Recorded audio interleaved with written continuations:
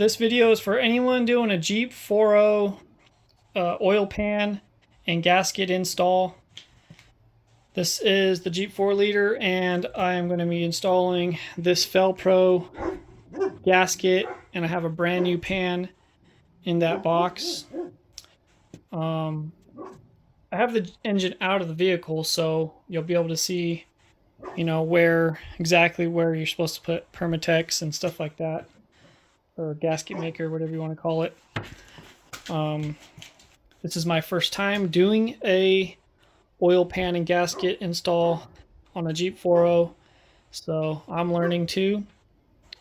And yeah, here we go. So I got all my bolts kind of separated. Those are the smaller of the bolts, and then I don't remember what those two nuts are for, but they came off of the oil pan. And then those are a little, like a thicker bolt, I'm not sure what size. And then you got those two studs and then a thicker of a stud bolt.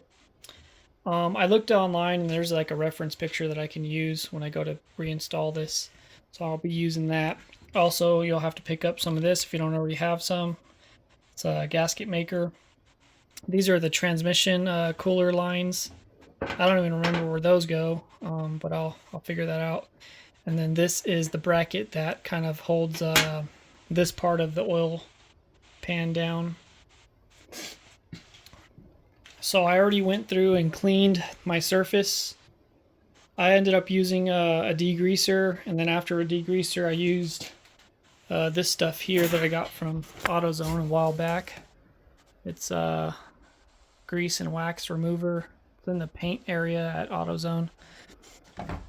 But first I used a lot stronger of a degreaser to get all the grease off, and then I went with that next. So it's pretty clean. And I don't really have to worry about the oil pan because it's brand new. So I'm just going to go ahead and put on the gasket. Okay, I'm going to try to do this with one hand if I can. So we're going to get some right there.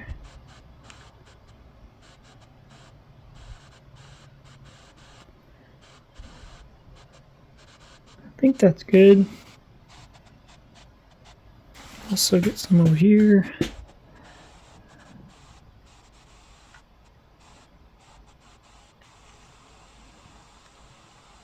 It's probably a little bit too much, but I'm gonna, like, too thick of a layer, but it'll squeeze out a little as you tighten down your pan. Alright, so there's that.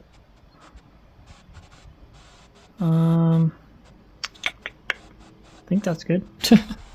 Okay, now come back to the back. Get some kind of right there. Sorry, I'm not looking at my camera. Okay, yeah, right there.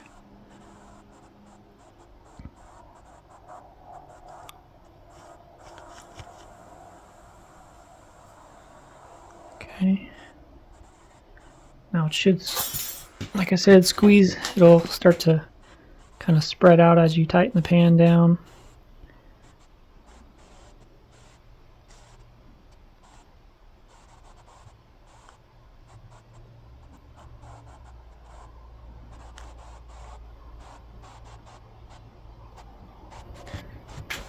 Kind of put it in that main seal a little better. There we go. Alright, hopefully that should stop any oil from coming out of those areas. And I think we're good now, so now we'll go ahead and throw on the Pro.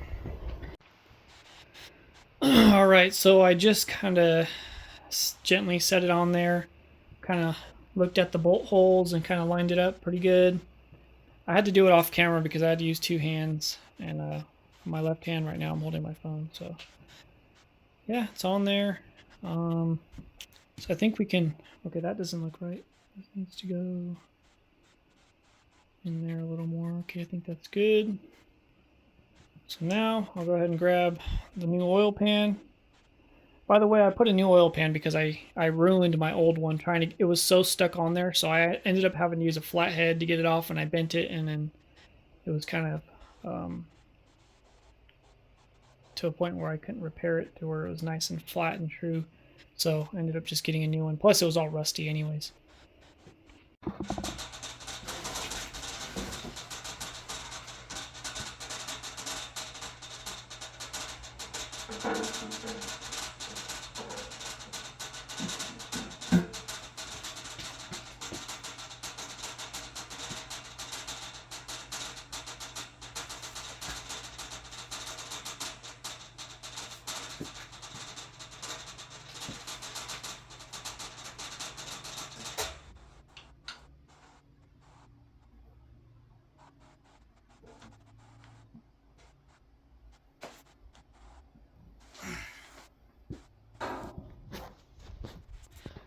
Alright, so I kind of just put the pan on slightly gently.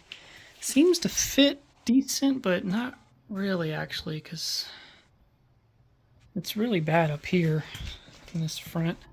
It's a huge gap right there. Can't get it to go down. I don't know if you got to get the bolts tightened up pretty tight before it will go down. I mean, it's sticking up a lot. Damn. Let's see.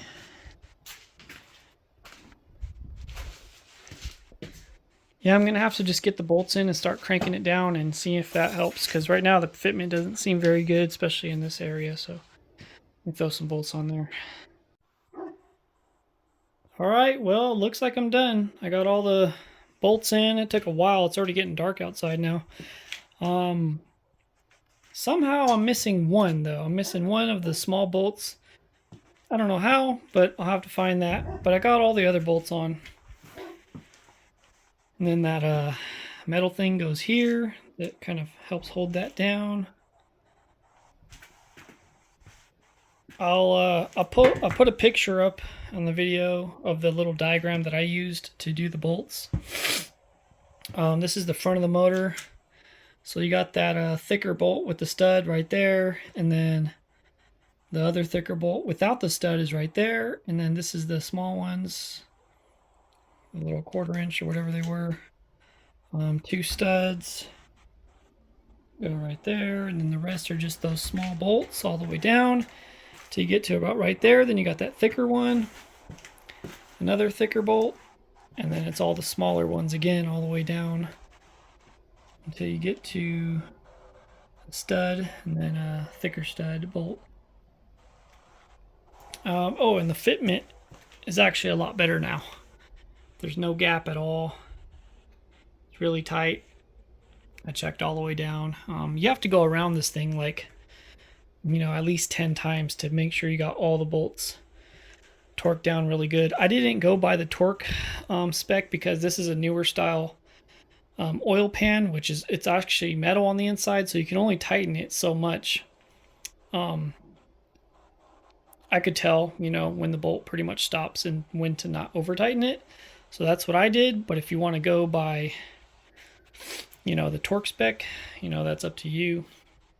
I'll go ahead and try to put the torque spec up in this area somewhere.